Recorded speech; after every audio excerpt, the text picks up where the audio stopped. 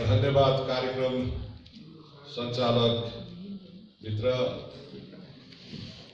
यो प्रशिक्षण कार्यक्रमका अध्यक्ष, नेपाली कांग्रेस केन्द्रीय कार्य समितिका सदस्य, आदिवासी जनजाति विभागका केन्द्रीय संयोजक, महिला नेता सीता गुरुङजी, श्रद्धेय नेपाली कांग्रेसका प्रवक्ता केन्द्रीय सदस्य विश्व प्रकाश शर्मा जी, आदरणीय इन्द्रदाई, श्रद्धेय डाक्टर कृष्ण खनाल, माननीय श्रद्धेय दाई दीपसिंह लामा शेर्पा, माननीय सांसदजीहरू, श्रद्धेय दिव्यबेन दाई, पूर्व सांसदजीहरू र उपस्थित सम्पूर्ण दाजुभाइ दिदीबहिनीहरू, यहाँहरू सबैलाई मेरो हार्दिक अभिवादन छ।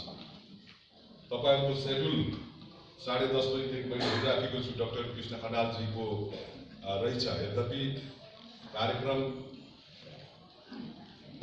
अलिकति लम्बिएको छ र म साह्रै थोरैमा आफ्ना कुराहरू राखेर मेरो कुरा टुङ्ग्याउँछु।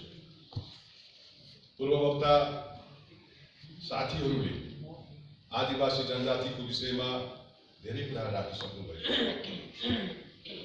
निश्चित रूपमा भूगोलमा उसिएका हाम्रा भावनाहरू आक्रोश बन्ने गर्छ र धेरैचोटि आक्रोशहरू कहिलेकाहीँ सडकमा पोखिने पनि गर्छ। यद्यपि सडकहरूले निष्कर्ष नदिँदो रहेछ, त्यो आजसम्मको इतिहासले बताएको छ। तर फेरि पनि निष्कर्षको खोजी सडकबाटै गरिँदो रहेछ।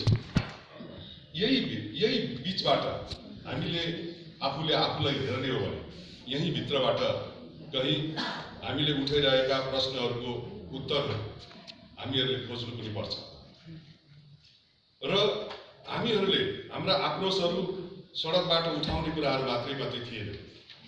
पार्टीभित्रका धेरै त्यस्ता क्रियाकलापहरूसँग गाँसिएर पनि हाम्रा आवाजहरू कहिले इन्द्रबहादुर गुरुङ भएर, कहिले जीवछिरिङजी भएर, कहिले हामी आफै भएर हाम्रा आवाजहरू सार्वजनिक हुने गर्दछ।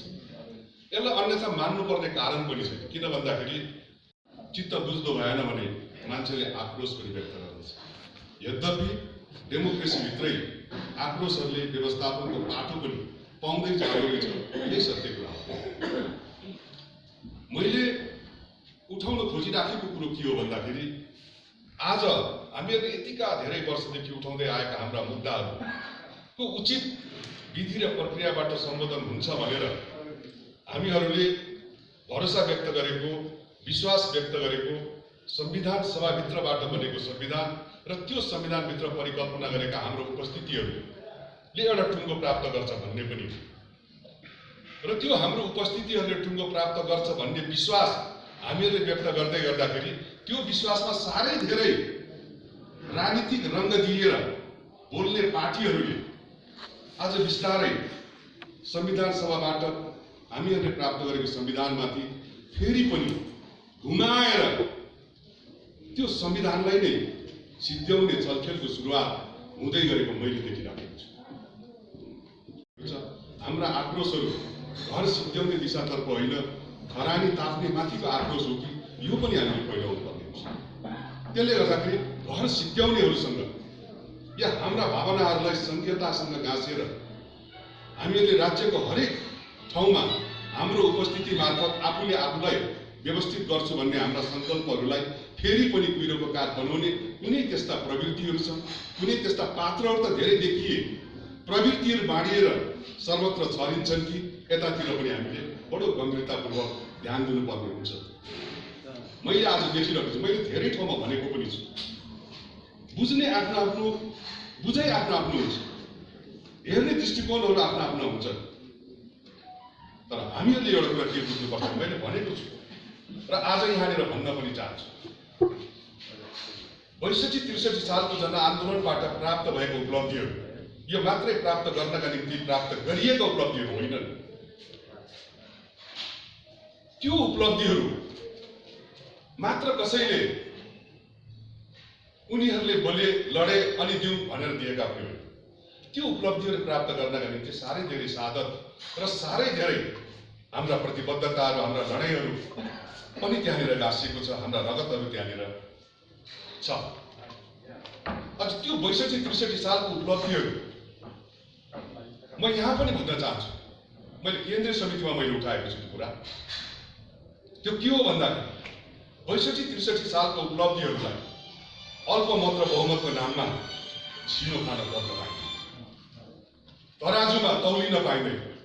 किन भन्दाखेरि अल्पसंख्यक र सीमान्तकृतका आवाजहरू अल्पसंख्यक र बहुमतको नाममा लेखिँदैन पनि, र क्रान्तिबाट र आन्दोलनबाट लिखित गरिएका उपलब्धिहरूलाई यो कुनै पनि संग्रहको नाममा त्यसलाई तौलिन मिल्दैन। निमुखाका आवाजहरू, सीमान्तकृतका आवाजहरू, अल्पसंख्यकका आवाजहरू, जसका आवाज कहिले सुनिँदैन त्यस्ताहरूका आवाजहरू आन्दोलनबाटै मुखरित हुन्छ, क्रान्तिहरूबाटै त्यो व्यवस्थित पनि हुन्छ। आन्दोलन र क्रान्तिबाट व्यवस्थित भएका उपलब्धिहरूलाई परिवर्तन गर्नुपर्छ भने फेरि त्यस्तै क्रान्तिहरूको परिकल्पना गर्ने गरिन्छ।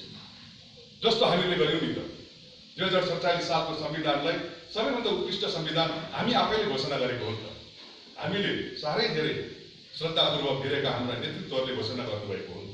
उहाँहरूले घोषणा गर्नुभएको, उहाँहरूको घोषणा गरेका प्रति हाम्रो आक्रोश पनि हो। त्यतिखेर 30 वर्षसम्मको पञ्चायती व्यवस्थाले दिएको पीडाभित्र हामीहरूले तत्काल लेखिएका शब्दहरूमा साह्रै खेल्ने कोसिस गरेनौँ हामीले।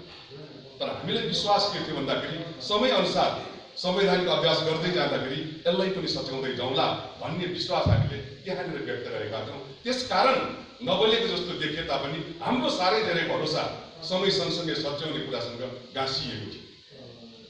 तर समय सँगसँगै गाँसिने होइन, त्यो 2047 सालको संविधानले व्यावहारिक पाटो, त्यसले कार्यान्वयन गर्ने पाटो प्राप्त गर्नु भन्दाखेरि पनि यति नराम्रो गरी संसदीय भाष भन्ने या के भन्ने यो कम्युनिस्टको शब्द जस्तो सुनिएन। यद्यपि त्यो झन्डै 9-10 वर्षको कार्यकाल हामीहरूले साँच्चै नराम्रो गरी त्यो कार्यकाललाई हामीले हेर्न सक्छौँ। अर्थात् म त्यसमा बहस गर्न तयार छु। किन भन्दाखेरि त्यो 9-10 वर्षको 47 देखि त्यतिको अवधि हाम्रो खेर गएको त्यो हामी पाउँछौँ इतिहास। त्यसले गर्दा त्यो संविधानभित्र पनि हाम्रा आक्रोशहरू थियो, हाम्रा असन्तुष्टिहरू थियो, हाम्रा भावनाहरू यसले बोकेन भन्ने साह्रै ठुलो गुनासोहरू थियो। त्यो गुनासो समयअनुसार त्यो पठासे भएन, झन्झन बाक्लिएको जस्तो महसुस भएपछि 62-63 सालको जनआन्दोलनको परिकल्पना भएको। यसको परिकल्पनाकार कुनै एउटा पार्टीको नेता र तिनका नेतृत्वहरू थिएन, या बाहिर मुख्य एउटा र भित्री मनभरि अर्का कुराहरू सोच्नेहरू पनि थिएन। वास्तवमा यसको जग इतिहासमा बसिसकेको थियो र यसले मात्रै एउटा हावा पाउनु थियो, यो बल थियो, त्यसकारण बल्यो। त्यसकारण त्यसले प्राप्त गरेका उपलब्धिहरू आज फेरि तपाईँहरू देखिरहनु भएको छ। बिस्तारै बिस्तारै घुमाएर यी सबै उपलब्धिहरूलाई समाप्त पार्ने दिशातर्फ अगाडि बढ्दै गएको जस्तो हामीहरूले मुलुक देखिरहेका छौँ। हामीले यो र त्यो मात्रै भनिराख्नु पर्ने जरुरी नै छ। हामी भित्रै पनि हामीले प्राप्त गरेको उपलब्धिहरूमाथि प्रश्न चिन्ह खडा गर्ने हामीसँग हाम्रो नेतृत्वहरू हुनुहुन्छ, हाम्रा साथीहरू हुनुहुन्छ। बाहिर साह्रै धेरै जातिका कुरा गरेर सत्तामा पुगिसके पछाडि सत्तामाथिबाट त्यही माथि प्रहार गर्ने पार्टी र तिनका नेताहरू पनि हामीले देखेका छौँ। र आज बिस्तारै तपाईँहरूले देख्नुभयो भन्दाखेरि आदिवासी जनजातिहरूलाई नै प्रयोग गरिकन सत्ता सञ्चालन गर्दै गर्ने राजनीतिक पार्टीहरू तपाईँहरूले बिर्सिनु भएको छैन भने तपाईँहरू यहाँ धेरै प्रदेश नम्बर 1 का साथीहरू पनि मैले देखिरहेको छु। अन्य भूगोलमा पनि बोल्नु भएको छ उहाँहरूले प्रदेश नम्बर 1 को मधेसको त्यो भूगोल साह्रै धेरै संवेदनशील भूगोल हो।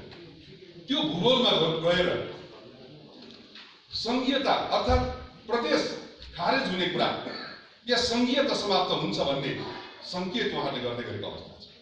यो भनेको के हो भन्दाखेरि संघीयताको समाप्ति या धर्मनिरपेक्षतामाथिको कठोर प्रहार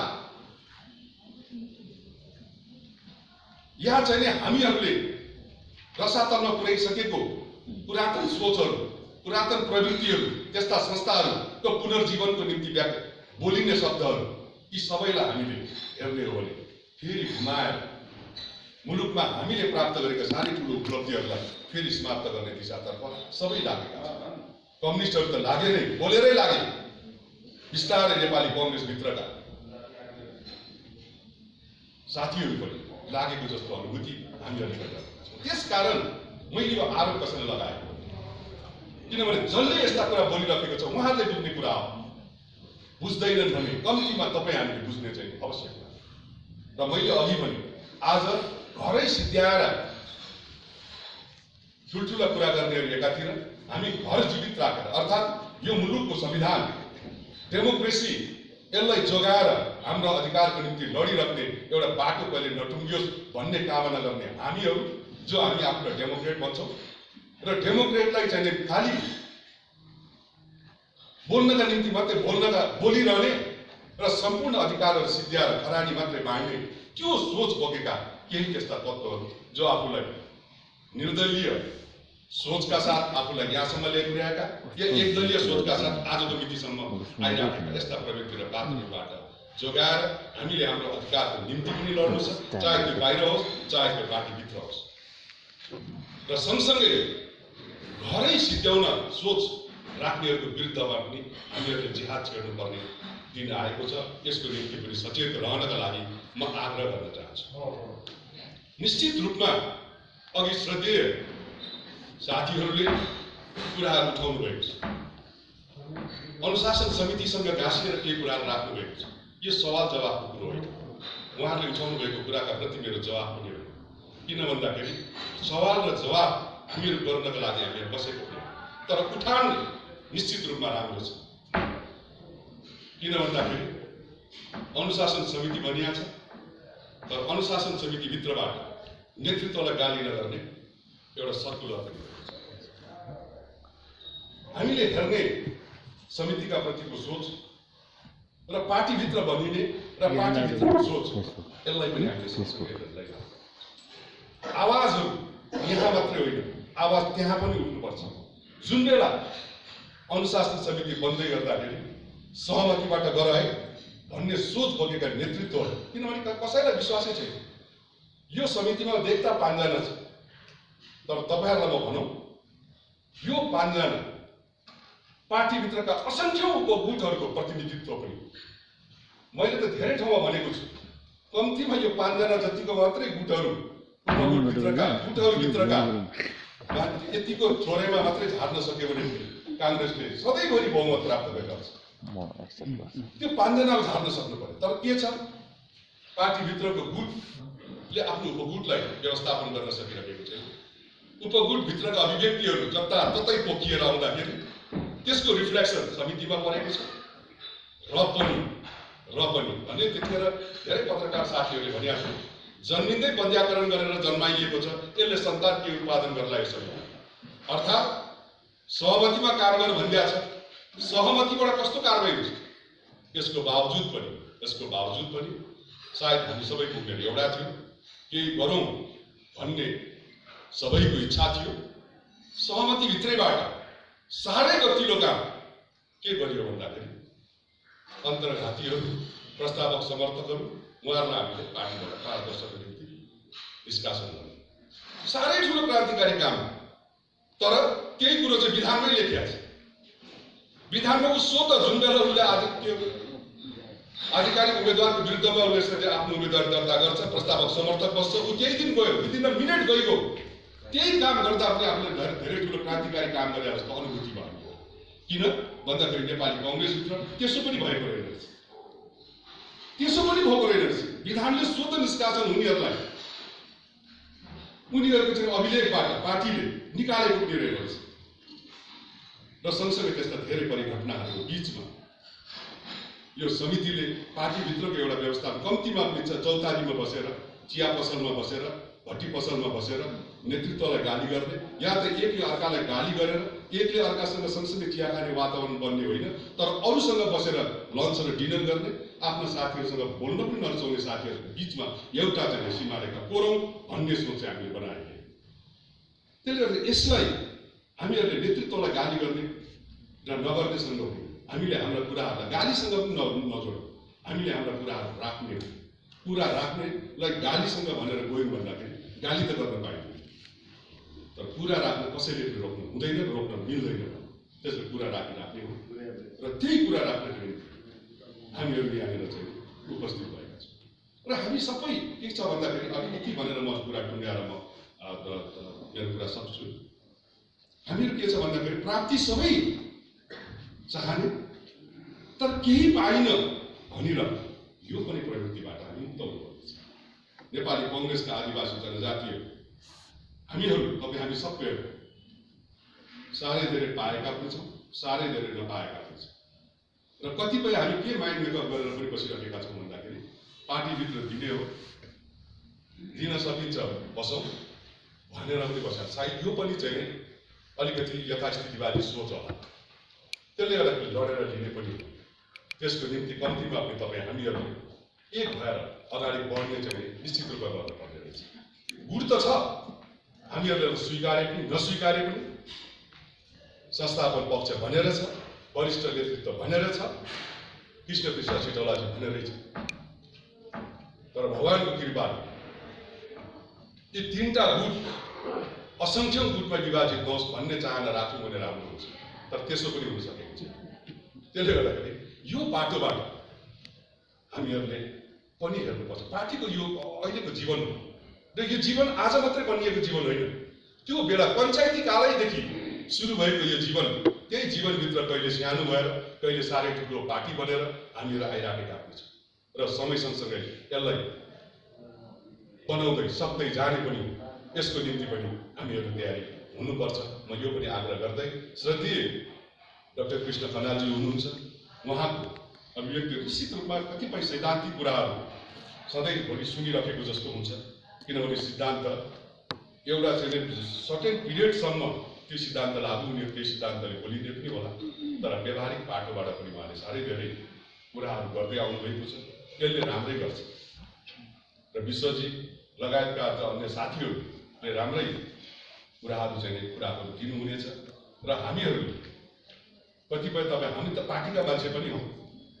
हामी चाहिँ तपाईँको चाहिँ कुनै लिम्बुवान, खम्बुवान, तामसालिङ, मगरात र तम्बुवानबाट आएको त्यही आएको त्यो भूगोलबाट, त्यो भूगोलका प्रति संवेदना छ, त्यो भूगोलका प्रति हाम्रो माया र ममतामा उनीहरूभन्दा साह्रै धेरै बढी पनि छ, तर उनीहरूभन्दा साह्रै हामी मातिएका पनि छैनौँ, आत्तिएका पनि छैनौँ र समय सँगसँगै परिमार्जित भएर जाने कुरामा हामी विश्वस्त पनि छौँ। त्यसले गर्दाखेरि यो दिशातर्फ पनि हामीहरूले मध्यनजर राखेर आज जसरी यो संविधान र प्राप्त भएको उपलब्धिहरूलाई व्यवहारमा लागू गर्ने प्रयासै नगरिकन जसरी सिद्ध्याउने कोणबाट अभिव्यक्तिहरू सार्वजनिक हुन थालेको छ, यतापट्टि हामीले सचेत हुनुपर्दछ। हाम्रो लडाइँ त त्यहाँनिर छ। त्यसपछि यही कुरामा प्रहार भयो भने अधिकारहरू पाउनुहुन्छ न। मैले फेरि पनि दोहोऱ्याउन चाहन्छु, यिनै मौलिक, यिनै मुख्य कुराहरूमाथि नै प्रभाव त्यसभित्र नै प्रहार हुन थाल्यो भने, अर्थात् अघि मैले भने घरै सिद्ध्याउने प्रहार हुन थाल्यो भने खरानी बाँड्ने कुरामा मात्रै हामी बहस गर्दैनौँ। त्यसले गर्दाखेरि आज घर जोगाउने दिशातर्फ पनि हामी हुनुपर्ने दिन आएको छ। यो नियति कति दिन चल्छ मलाई थाहा छैन, किन भन्दाखेरि आइबी दाइ यही कुरा उठाएर पाएको हुनुभएको छ, अन्य धेरै साथीहरू पाएको हुनुभएको छ, अर्कोजहरू पाएको हुनुभएको छ, हामीहरू पाएको हुने लाइनमा छौँ र शुभचिन्ता व्यक्त गर्नु हुने साथीहरू पनि पाएको हुनुभएको छ। त्यसले गर्दाखेरि हामीहरूले घर जोगाएर अधिकार प्राप्त गर्ने ठाउँलाई पनि बचाइदियो, त्यो माहौल पनि बनाइराख्नुपर्ने भएको हुनाले साह्रै धेरै सोचेर अगाडि बढ्नु हुनेछ र कम्तीमा पनि यो विभागबाट आज यो प्रशिक्षणको कार्यक्रम राखेर म यस कुरामा श्रद्धेय जुक्सिन दाइसँग मैले असहमति जनाएँ। उहाँको पनि आक्रोश हो, उहाँले विरोध गरे होइन, तर यो प्रशिक्षणले निश्चित रूपमा हामीहरूलाई घर जोगाएर अधिकार उठाइराख्ने त्यो बाटोलाई चाहिँ राम्रो बनाएर जाने दिशातर्फ हामी उन्मुख हुनेछौँ र त्यतातर्फ हामी ध्यान दिएर अगाडि बढ्नेछौँ। यिनै कुराहरू राखेर तपाईँहरूसँग धेरै धेरै शुभकामना दिएर मेरो कुरा टुङ्ग्याउँछु। धन्यवाद। जय नेपाल।